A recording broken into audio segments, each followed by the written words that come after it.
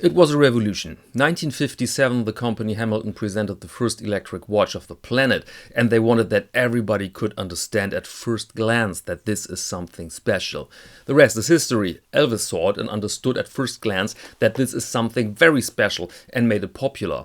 Since then, the Ventura had a lot of appearances in movies, for example in Men in Black, and you can still find the originals, very expensive, often in bad shape, and you also can buy recent reissues. The latest is a line of 6 watches with very attractive blue dials. 2 are chronographs, and I will focus in this video on these non-chronos because I find them more convincing. So let's start with the specs. The usual case diameter makes very little sense here, so we need 2 numbers. The watch measures 32.3 millimeters in width and 50.3 in length, including all the metal parts you see here. The watch is 9.3 millimeters thick, has a mineral crystal and is waterproof up to 50 meters. All models are powered by a quartz movement. You can choose between steel and PVD plating, between leather and sort of a Fixoflex bracelet. And the price for pieces with a bracelet is 1,025 euros including VAT and 995 US dollars without VAT. So, why blue? Hamilton states as a reference to Elvis Presley's famous title Blue Suede Shoes. Well, they have to write something, right? Bit far-fetched. But in fact, that blue is really one of the most beautiful blues I've ever seen on a watch. And it fits the style, the genre. Perfectly chosen. Not too dark so that it could appear black, not too bright so that it could look cheap. It's just a classy tone here that goes so well together either with the steel or the gold-plated watch.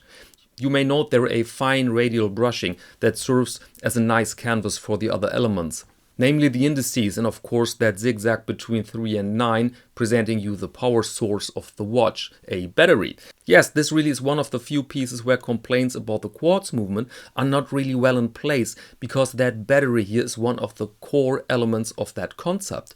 The case is also a bit out of discussion. Some alterations were made over the decades, but it's of course that superhero type of case with these iconic lugs and the overall form. People love or hate it. I personally have the problem that I love it on other people, but not on me. But this model here tells me that I should try it again, because when you check all the other modern Venturas that are still available, then you see some good looking pieces, but also a lot of watches I personally find terrible. This piece here looks like the result from a returning designer who said, let's stop all that nonsense, let's put the Ventura back on its track. Okay, now from the design to the build quality.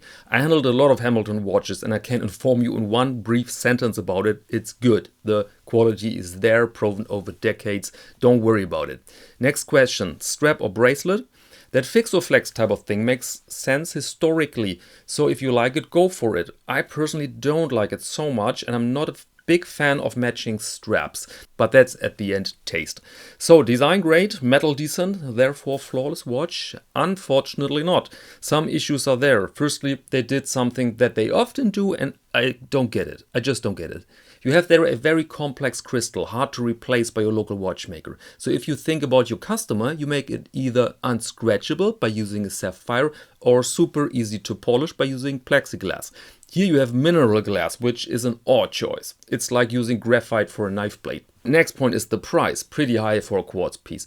I know I said this absence of a mechanical movement is the core feature of the watch. That was the revolution back then.